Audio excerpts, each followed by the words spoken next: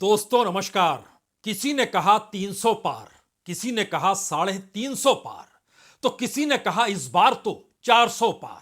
जी, 2024 के लोकसभा चुनाव के परिणाम क्या होंगे, इसको लेकर अब कयास बिल्कुल ना लगाइए, क्योंकि टेलीविजन स्क्रीन पर और सरकार के तमाम भाषणों के जरिए अब आपको समझ में आने लगा होगा कि 2024 के चुनाव के परिणाम तो आ चुके हैं। और सबसे बड़ा चुनाव तो जिन 5 राज्यों में हुआ है, उस परिणाम ने जतला दिया कि अब सामने कोई नहीं है। और कमोवेश इसी अंदाज में कितने परसेंट वोट बढ़ जाएंगे, कितनी सीटें बढ़ जाएंगी, इसी बात का जिक्र हो चला है। वो टेलीविजन स्क्रीन पर रेंगते हुए आंकड़े और उसके पीछे एक ओपिनियन पोल की धारणा। तो जरा कल्पना कीजिए, जिस देश के भीतर में मीडिया खबरों को ना दिखाता हो, इस देश में घटने वाली घटनाओं को लेकर अपना नजरिया रख पाने में असफल साबित हो चुका हो, मीडिया जहां पर सूचनाएं भी दे पाने की स्थिति में ना आ रहा हो, वहां पर वह 4 महीने बाद क्या होने वाला है इसको बताने के लिए होड़ लगी हुई है। और होड़ भी ऐसी वैसी नहीं है। इसी नंबरों के इर्द गिर्द समूची जानकारी टेलीविजन स्क्रीन पर कैसे रेंगने लगे, और नेताओं के साथ बैठक का दौर जब सरकार के मंत्री और खुद प्रधानमंत्री करें, तो अब यह बताने से चूके नहीं कि दरअसल 10% वोट बढ़ेगा तो इसके बाद राजीव गांधी का रिकॉर्ड भी जो 400 पार सीटों का था, उसे भी तोड़ दिया जाएगा।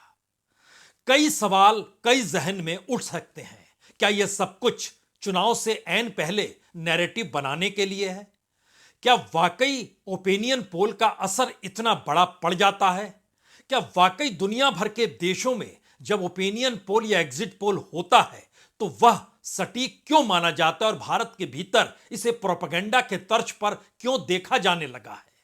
यह प्रोपेगेंडा के तर्ज पर देखे जाने वाली स्थिति ही दरअसल इस दौर में सबसे बड़ी हो गई है, क्योंकि सरकार के खिलाफ जो भी मुद्दे होंगे, जाहिर है विपक्ष उसे उठाएगा। लेकिन विपक्ष द्वारा उठाए गए मुद्दे या विपक्ष का चेहरा भी मुद्दों को उठाते हुए आपको खबरों के तौर पर मीडिया में नजर नहीं आएगा। उसी मीडिया में, जिस मीडिया में बताया जा रहा है कि 4 महीने बाद कैसे चुनाव परिणाम आ सकते हैं। यह पहला सवाल है। दूसरा सवाल है कि विपक्ष अगर मुद्दों की बात कर रहा है, मुद्दों को उठा रहा है, और विपक्ष के मुद्दों को लेकर मीडिया ने अपने आंख नाक कान सब कुछ बंद कर लिए हैं, और उसके बाद वह सिर्फ यह बतला रहा है कि दरअसल ओपिनियन पोल यह कहता है और इसी के हिसाब से खबरों को बनाया जाए, तो मैसेज दूसरा बहुत साफ है। इस देश में विपक्ष नहीं है। इस देश के भीतर में कोई गड़बड़ी नहीं है। इस देश के भीतर जितने भी मुद्दे हैं, उन सभी मुद्दों पर जो सरकार की राय है वही देश की राय है। उन मुद्दों का असर इस देश के लोगों पर जो भी पड़ रहा हो, लेकिन जो सरकार सोचती है वही ठीक समझती है, तो वही बताया जाए। यह तो पहला हिस्सा है जहां पर यह सवाल अपने आप में रेंगने लगा कि क्या ओपिनियन पोल के आंकड़ों के जरिए ही इस देश के भीतर की गवर्नेंस और सरकार किस रूप में अपने आप को देखती है, वह सब कुछ सिर्फ ओपिनियन पोल के आंकड़ों के तहत रहेगा। यानी एक लेवल प्लेइंग फील्ड का गायब होना तो पहले से था। एक दूसरी परिस्थिति निकल कर आई कि हम इसे इसलिए नहीं दिखलाते हैं क्योंकि यह तो चुनाव जीतेंगे ही नहीं। अब कोई चुनाव जीतेगा ही नहीं अगर यह तय हो गया है, तो फिर उसको दिखाने से टीआरपी कहां से आएगी? यानी जनता के भीतर भी एक आश्वासन, एक उम्मीद और एक भरोसा, इन तीनों को सिर्फ इसी आंकड़ों के इर्द गिर्द समेटा जाएगा। तो क्या यह कहा जा सकता है कि पहले राउंड में इस देश के मीडिया को अपने अनुकूल करना और उसके बाद उस मीडिया के भीतर भी मानसिक तौर पर जनता में कैसा असर डालना है चुनाव से ऐन पहले, उस पर भी कब्जा कर लिया गया? क्योंकि हाल में एक ओपिनियन पोल निकल कर आया। अब आप कल्पना कीजिए, इस देश में 543 लोकसभा की सीटें हैं। उन 543 लोकसभा की सीटों में हर लोकसभा सीट पर जो वोटर्स होते हैं उनका अगर एवरेज निकालिएगा तो वह तकरीबन इस देश में 16 लाख पड़ता है। कहीं पर 10 लाख भी है और कहीं पे 22-25 लाख तक भी है। वो एक अलग मसला है, लेकिन एक एवरेज निकालिए। एवरेज अगर 16 लाख लोगों के जरिए एक सांसद चुना जाता है तो उन 16 लाख लोगों में से कितने लोगों से पूछना चाहिए जिसके बाद कहा जाए कि हां एग्जिट पोल या फिर ओपिनियन पोल सही है। यहां जिक्र ओपिनियन बनाने का है, तो ओपिनियन पोल सही हो सकता है। आप कहेंगे 16 लाख है तो एक जो सामान्य सा आदमी होगा, वो जो नहीं जानता होगा, वो कहेगा नहीं नहीं, कम से कम आपको यहां पर 10% लोग को रहना चाहिए, लेकिन 10% तो होते नहीं है। दूसरा कहेगा नहीं नहीं, हम जानकार हैं, 1% लोगों से तो पूछना चाहिए, सिर्फ 1%, 1%। लेकिन अब आप कल्पना शुरू कीजिए कि किसी एक कॉन्स्टिट्यूएंसी को लेकर अगर एवरेज निकालिएगा ओपिनियन पोल में, तो हर कॉन्स्टिट्यूएंसी में सिर्फ 25 लोगों से पूछा गया, यानी 16 लाख के वोटरों में से 25 वोटरों से पूछा गया और उसके हिसाब से एक धारणा तैयार कर ली गई और बताया गया कि दुनिया भर में ओपिनियन पोल का यही तरीका होता है, इसके अलावे कोई तरीका नहीं होता है। तो अगला सवाल, क्या दुनिया भर में ओपिनियन पोल के साथ जो इश्यूज जुड़ते हैं, जो गवर्नेंस के तौर तरीके, उस दौर में जो सरकार होती है और जो विपक्ष जिन मुद्दों को उठा रहा होता है, तो क्या उसे मीडिया दिखाता है या नहीं दिखलाता है? दुनिया के किसी देश में आपको ऐसी स्थिति दिखाई नहीं देगी जहां पर सरकार को लेकर जो सवाल इस देश के भीतर हैं, वो सवाल गायब हो जाएं।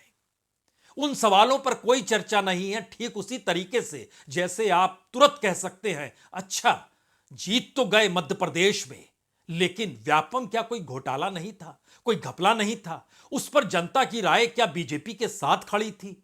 और क्या वाकई लाडली बहना ने ऐसा कमाल कर दिया कि मध्य प्रदेश के युवा भी एक झटके में दनादन वोट बीजेपी को डालने लगे? ये आप सवाल कर सकते हैं। 18 साल से बीजेपी सत्ता में थी, तो यानी व्यापम सरीखी परिस्थितियां अगर मध्य प्रदेश में होंगी तो कोई असर नहीं पड़ता है?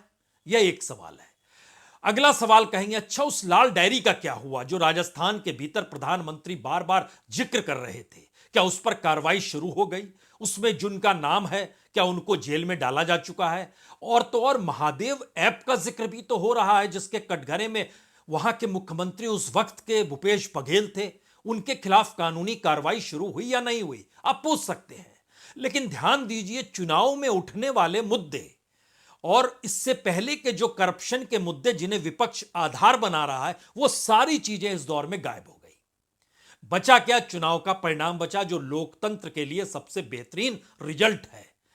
लेकिन रिजल्ट आने के बाद के परसेप्शन और रिजल्ट बनाने के परसेप्शन, इन दोनों परिस्थिति के बीच भी आपको खड़े होना होगा। तो क्या यह कहा जाए कि ओपिनियन पोल होना चाहिए, और जो ओपिनियन पोल करते हैं या जो एजेंसियां काम कर रही हैं, इस दौर में उनका बिजनेस मॉडल ठीक उसी तरीके से है जैसे इस देश में मेन स्ट्रीम मीडिया का पूरा बिजनेस मॉडल सरकार के जरिए चलाए जाने लगा? क्योंकि 2015 से लेकर 2019 तक की स्थिति देखिएगा तो तकरीबन एवरेज निकलेगा 5,000 करोड़ रुपए टेलीविजन मीडिया को, और इतना ही तकरीबन प्रिंट मीडिया को विज्ञापनों के जरिए सरकार ने दिया। और जब ये नहीं देते थे तो उससे हटकर जो बाजार में विज्ञापनों के जरिए जो पैसे की कमाई होती थी, वह भी तकरीबन इतनी ही थी। यानी विज्ञापनों पर आप निर्भर ना रहें, सरकार पर निर्भर हो जाए। जो विज्ञापन है वो तो अलग से आप ले लीजिए अपनी टीआरपी की रेस में, लेकिन जो सरकार की टीआरपी को बढ़ाएगा उसके लिए अलग से एक बजट है। यह बात तो मेन स्ट्रीम मीडिया को लेकर शुरू से चली आ रही है, खास तौर से इस अमृतकाल के वक्त में। लेकिन क्या ऐसा भी संभव है कि जो ओपिनियन पोल करते कराते हैं उनके जरिए ओपिनियन पोल कैसा आए, और उसे इस देश के भीतर में जो मीडिया का लाइसेंस लेकर लोगों को खबरें बताते हैं, वो उस ओपिनियन पोल को दिखलाएं और उसके बाद वह ओपिनियन पोल ही खबर में तब्दील हो जाए और कहा जाए कि बाकी मुद्दे तो ठीक है, लेकिन देखिए यहां पर यह जीत रहा है, तो आप कैसे कोई सवाल खड़ा कर सकते हैं? आप कैसे कह सकते हैं कि महाराष्ट्र में शिवसेना टूट गई, उसके बावजूद भी पिता के साथ की संवेदनाएं बेटे उद्धव ठाकरे के साथ जुड़ेगी, आप कैसे कह सकते हैं? क्योंकि ओपिनियन पोल तो यह कहता है। आप कैसे कहेंगे कि शरद पवार और भतीजे अजीत पवार के भीतर जो लकीर खिंची उसका ज्यादा लाभ जो बीजेपी के साथ अजीत पवार चले गए उनको नहीं मिलेगा? उन्हीं को मिलेगा, क्योंकि ओपिनियन पोल यह कहता है। यानी इस देश के भीतर की जो घटनाएं घट रही हैं उस पर मीडिया क्रिटिकल नहीं होगा, बल्कि मीडिया उस ओपिनियन पोल का ही आसरा ले लेगा और वही कवच के तौर पर काम करेगा कि देखिए ये ओपिनियन पोल काम कर रहा है, हम तो नहीं कहते थे, ओपिनियन पोल ने कहा है, हमारी कोई खबर भी नहीं है। अब यहां पर एक तीसरा और बड़ा सवाल, इस देश के भीतर में इस दौर में जितने भी मुद्दे थे, मान लीजिए 5-7 मुद्दों को हम आपके सामने रखते हैं जिससे कुछ चीजें और साफ होगी। उससे जुड़ा हुआ तबका, वो तबका एक वोटर के तौर पर होगा, उसकी राय क्या हो सकती है? क्या वो मानकर चलता है कि जिन्होंने इस स्थिति को बिगाड़ दिया, जो नई सत्ता को वो चुन कर लाएंगे, पहले से उसने मान लिया कि वह शायद और बिगाड़ देगी स्थिति? ये हो सकता है, बिल्कुल हो सकता है। नेता की गारंटी रहे और खुद प्रधानमंत्री अपनी गारंटी के साथ मैदान में उतर चुके हों तो फिर कुछ भी हो सकता है। क्योंकि ध्यान दीजिए, एमएसएमई का इस देश में कितनी बड़ी तादाद में बंद होना, स्टार्टअप का बंद होना और स्टार्टअप के लिए लिक्विडिटी का ना बाजार में हो पाना, इस देश के भीतर में प्राइवेटाइजेशन यानी प्राइवेट सेक्टर ने भी अपनी हथेलियों को बंद कर लिया, क्योंकि इस देश के भीतर में बाइंग कैपेसिटी लोगों के खत्म होती चली जा रही थी, पैसा नहीं है। बेरोजगार और महंगाई, इन दो परिस्थिति को बताने की जरूरत होनी नहीं चाहिए, लेकिन यहां पर जिक्र किसानों का करने की जरूरत है, क्योंकि किसान प्रधानमंत्री की एक जाति भी है। प्रधानमंत्री ने जो 4 जातियों का जिक्र किया उसमें गरीब भी है और किसान भी है। उस किसान को लेकर जब प्रधानमंत्री ने ऐलान किया था कि आपकी आय दुगनी हो जाएगी, उस समय से लेकर आज की तारीख तक उस समय जो बीज की कीमत थी, जो खाद की कीमत थी, जो डीजल की स्थिति थी, डीजल इसलिए उपयोग में क्योंकि आपको ट्यूबवेल के जरिए पानी निकालना पड़ता है जमीन से, जो आप सिंचाई करते हैं, और भारत के भीतर सरकार का अपना इंफ्रास्ट्रक्चर 27 से 29% के बीच ही रेंगता है जहां वो सिंचाई की व्यवस्था करा पाई है, तो वह भी कीमत लगभग 3 से 5 गुना बढ़ गई। तो अगर आय दुगनी हो भी गई हो, जो हुई नहीं है, एक लिहाज से अब जो अनाज उपजाने में जो खर्च होता है उससे ज्यादा अब अनाज को उपजाने के लिए जो कच्चा रॉ मटेरियल, जो बीज की शक्ल में, खाद की शक्ल में, ट्रैक्टर की शक्ल में, इस तरीके से चीजों को लेके आते हैं, उसमें ज्यादा खर्च होने लगा, 3 से 5 गुना बढ़ गया। तो आय तो बढ़ी नहीं, बढ़ी भी होगी तो भी नहीं बढ़ी, क्योंकि इनकी कीमत बढ़ गई। तो उत्पादन में जो खर्च होता है वह आय भी नहीं मिल पा रही है, और इसीलिए बार बार एमएसपी का धोखा सरकार देती है। अब किसान रूठेगा नहीं, आप कह रहे हैं नहीं रूठेगा, क्योंकि ओपिनियन पोल में रूठ नहीं रहा है। तो फिर ओपिनियन पोल के आंकड़े बता रहे हैं कि सरकार तो बहुमत के साथ बहुत आगे बढ़ चुकी है, तो फिर क्या होगा? इसके अलावे ध्यान दीजिए तो प्रधानमंत्री की बीमा योजना देख लीजिए, प्रधानमंत्री की आवास योजना देख लीजिए, प्रधानमंत्री की उज्ज्वला योजना देख लीजिए। अब इन तमाम चीजों को लेकर क्या वाकई मीडिया कोई परीक्षण करता है, बताता है कभी भी कि क्या स्थिति है? क्या वो उन घरों में गया जहां उज्ज्वला योजना का पहला सिलेंडर आया था और अब उस सिलेंडर को बैठने के काम में लाया जाता है? क्या गया वहां पर? क्या वाकई इस देश में लकड़ियों का कटना बंद हो गया? जो पूरा आदिवासी समाज है और जो ग्रामीण इलाके है वहां पर लकड़ी और लकड़ी के कोयले का इस्तेमाल बंद हो गया क्या? सरकार की खुद रिपोर्ट कहती है बंद नहीं हुआ है। तो फिर ये उज्ज्वला योजना किसके लिए चल रही थी, किसके जरिए चलाई गई, इससे क्या लाभार्थियों को लाभ मिला? यह एक प्रक्रिया है, लेकिन मीडिया में इस बात को आना चाहिए। अगर विपक्ष ना भी उठाए, विपक्ष के बाद पॉलिटिकल विजन ना हो तो भी उठाना चाहिए, लेकिन नहीं उठ रहा है। अब यहां पर एक और सवाल आता है कि इस देश के भीतर में जो एक बड़ी तादाद में लोग देश ही छोड़कर चले जाते हैं, ये जानते समझते हुए कि इस देश के भीतर का इंफ्रास्ट्रक्चर मजबूत नहीं है। वो कौन लोग हैं? हायर एजुकेशन को लेकर इस बरस 8 लाख बच्चे बाहर जा चुके हैं। जो बड़े बिजनेस और धंधेबाज हैं, जिनको हम लोग कहते हैं कि अपने तौर पर वो वेल्थ माइग्रेशन रिपोर्ट बतलाती है कि जो बिलियनियर्स हैं उनकी तादाद 2023 में 8,000 पार कर गई है। पिछले बार वो तकरीबन 7,500 बिलियनियर्स बाहर गए थे, इस बार वो तादाद 8,000 हो गई है। मसला इतना भर नहीं है, सवाल है मीडिया दिखलाता है, बतलाता है क्या? क्योंकि पार्लियामेंट के भीतर जब रिपोर्ट रखी गई और पूछा गया एक सवाल में सरकार से कितने लोग छोड़कर चले गए, तो सरकार ने कहा देखिए पिछले बरस जो नागरिकता छोड़ी थी 2022 में उनकी संख्या थी 2,25,620। उससे पहले जिन्होंने छोड़ी थी वह थी 1,63,370। उसमें सवाल था कौन सा बरस था जिसमें सबसे कम लोगों ने नागरिकता छोड़ी, तो कहा गया वो बरस कोविड काल का था। कोविड में सिर्फ 85,000 लोगों ने भारत की नागरिकता छोड़ी। क्यों छोड़ी? सरकार ने पार्लियामेंट के भीतर अपने तौर पर कहा कि दरअसल ये पर्सनल कॉन्विनेंस को अपना देखते हैं, अपनी व्यक्तिगत सहूलियत देखते हैं, इसीलिए इस देश को छोड़ देते हैं। अच्छी बात है, लेकिन जब लोगों से पूछा गया और इंटरनेशनली जो Henley private wealth migration report निकल कर आई, उसने बोला जी इसके 5-6 कारण हैं जो भारत में इतनी बड़ी तादाद में लोग देश छोड़कर जा रहे हैं। पहला है ओवर हाई टैक्स लिया जाता है यहां पर। दूसरा है सिक्योरिटी, यानी जो कानून व्यवस्था का मसला है वो भी आके खड़ा हो गया। तीसरा है करप्शन, जो करप्शन फ्री का नारा सरकार दे रही है उसमें भी करप्शन तीसरा हिस्सा है। चौथा, यहां का सिस्टम जो है वो पूरे तरीके से पॉलिटिकल वे में चलता है, यानी जो ताकतवर है, और ताकतवर इस देश में नेता ही होता है, और नेता भी सरकार का हो तो बहुत शानदार है, तब उसके पास पावर आ जाएंगे, क्योंकि आम लोगों के पास कोई अधिकार विशेषाधिकार नहीं है। तो सिस्टम नहीं है। और पांचवी चीज बताई कि बेटर एजुकेशन के लिए, और सरकार ने भी कहा हां हां अपने बच्चों को पढ़ाई के लिए कुछ लोग इस देश की नागरिकता छोड़कर बाहर चले जाते हैं। अब आप सोचिए कि हम इन तमाम मुद्दों का जिक्र सिर्फ इसलिए कर रहे हैं कि इस देश के भीतर के हालात जो सरकार को एक दो नहीं दर्जनों मुद्दों को लेकर कटघरे में खड़ा करते होंगे, अगर उसका जिक्र ही नहीं हो रहा है और एक झटके में ओपिनियन पोल आपकी आंखों के सामने रेंगने लगे और कहने लगे कि देखिए यह सत्ता फिर से जीत रही है, तो आप क्या करेंगे? तो आप कहेंगे अच्छा लोकतंत्र का मतलब तो वोट डालना है, और वोट डालने को लेकर ही तो ये ओपिनियन पोल है। तो जनता ने तो बता दिया वो किसे वोट देंगे। तो एक तरफ हर कॉन्स्टिट्यूएंसी में 25 लोगों से पूछना है, और दूसरी तरफ इस देश की राजनीतिक सत्ता के अनुकूल रिजल्ट बना देना है, या सत्ता ही उस रिजल्ट को बना के देती है कि देखिए इतना कम से कम हमारे हक में रहना चाहिए कि हम 272 के नीचे किसी भी हालत में ना जाएं। तो क्या ओपिनियन करने वाली कंपनियों से भी कोई ताल्लुकात पॉलिटिकल पार्टीज के होते हैं? बिल्कुल होते हैं। जैसे मीडिया के होते हैं वैसे ही इनके भी होते हैं।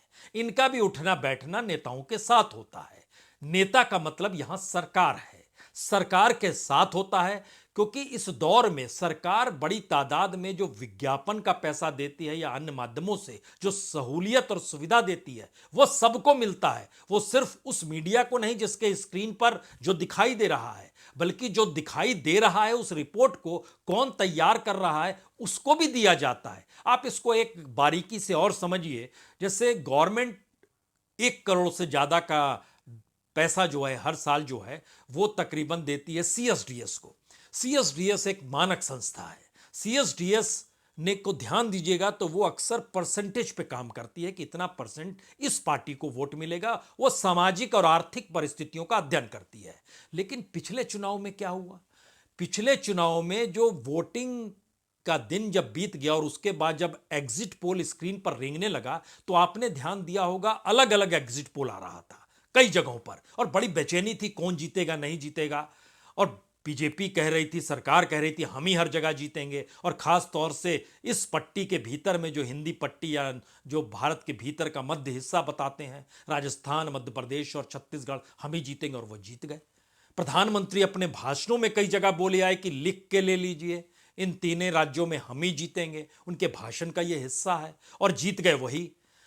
अब सवाल यह है कि इस पूरी प्रक्रिया के बाद एक झटके में सामने लोकसभा चुनाव खड़ा है, और उस लोकसभा चुनाव के मद्देनजर जो ओपिनियन पोल आएगा वह भी इन एजेंसियों से आएगा। सीएसडीएस का जिक्र हमने सिर्फ इसलिए किया क्योंकि इन चुनावों में आखिरी दिन जब काउंटिंग होनी थी उससे एक दिन पहले सीएसडीएस की एक रिपोर्ट आई जिसमें बताया गया कि हां इन राज्यों में बीजेपी चुनाव जीत जाएगी। उस सीएसडीएस को पैसा गवर्नमेंट देती है। अब गवर्नमेंट के अनुकूल भी ना रहिएगा और पैसा भी लीजिएगा तो वहां डायरेक्टर कैसे आप रह पाएंगे? नहीं रह पाएंगे, आपको छोड़ना पड़ेगा। तो सवाल बहुत साफ तौर पर निकलने लगा कि क्या यह माना जाए कि दरअसल पर्दे के पीछे जो आपस में सहमति इस देश के संस्थानों को लेकर हम आप जो अभी तक सीबीआई, आईटी और ईडी तक सोचते थे और वह होते होते मीडिया तक मान लीजिए गया, तो अब उसके साथ साथ इस देश के भीतर में जो कंटेंट भी निकल कर आता है वह भी मैनेज होता है क्या? किसी पर शक की कोई गुंजाइश खड़ी मत कीजिए, क्योंकि जब ओपिनियन पोल होता है तो क्या वह उन इश्यूज को पकड़ता है, जिन इश्यूज को, जिन मुद्दों को लेकर इस देश के भीतर लोगों के जहन में सवाल हो, जिन सवालों को मान लीजिए हमने 8-10 सवालों का जिक्र किया, क्या यह होता है क्या? दुनिया में भारत टॉप पर है कि भारत छोड़कर बाहर जाने वाले लोग जो भारत में पैसा भेजते हैं, जिसको रेमिटेंस कहते हैं, वो पैसा 2024 के मार्च तक दुनिया में भारत में आने में पहली कंट्री होगी, टॉप पर होगी। $125 बिलियन ये रेमिटेंस होगा जो बाहर से भारत आएगा। $125 बिलियन का बजट तो इस देश की जनता के लिए भी सरकार का नहीं है। और आसानी से समझेंगे तो इसको और आसानी से समझिए कि 5 किलो फ्री का अनाज साल भर का 2.25 लाख करोड़। उज्ज्वला योजना, इस देश में प्रधानमंत्री आवास योजना, इस देश में मुद्रा योजना, इस देश में हर वो योजना जो डायरेक्ट बैंक ट्रांसफर करती हो, सबकी रकम भी जोड़ लीजिएगा तो वो रकम भी कम है। इतना पैसा बाहर से आता है जो अपने सगे संबंधियों को भारत में भेजते हैं या यहां आकर इन्वेस्ट करने के लिए अपने बैंक में पैसा ट्रांसफर करते हैं। कितना है? $125 बिलियन। इसको आसान शब्दों में रुपए में तब्दील कर दीजिए तो तकरीबन 10 लाख करोड़ रुपया। अब सवाल यह है कि जब हमारे देश की इकोनॉमी के भीतर ही इतना बड़ा सुराख है तो क्या मीडिया पर यह सवाल नहीं आना चाहिए कि हमारी इकोनॉमी चल कैसे रही है? लेकिन नहीं आएगा। लेकिन जैसे ही इन सवालों को लेकर जनता के भीतर बेचैनी होगी, वैसे ही एक ओपिनियन पोल आएगा और खुद सरकार अपने भाषणों में कहना शुरू कर देगी, इस बार तो 350 पार। तभी कोई निकल के दूसरा शख्स आएगा, बोलेगा नहीं नहीं, इस बार 400 पार। और उसके पैरेलल में वही बहस का हिस्सा होगा, वही इशू होगा कि सरकार 272 पे अटकेगी, 300 पार करेगी या 400 पार करेगी या 350 तक आएगी। कौन सी स्थिति होगी? नेहरू का रिकॉर्ड टूटेगा या इंदिरा गांधी का रिकॉर्ड टूटेगा या राजीव गांधी का भी रिकॉर्ड टूट जाएगा? किसका रिकॉर्ड टूटेगा?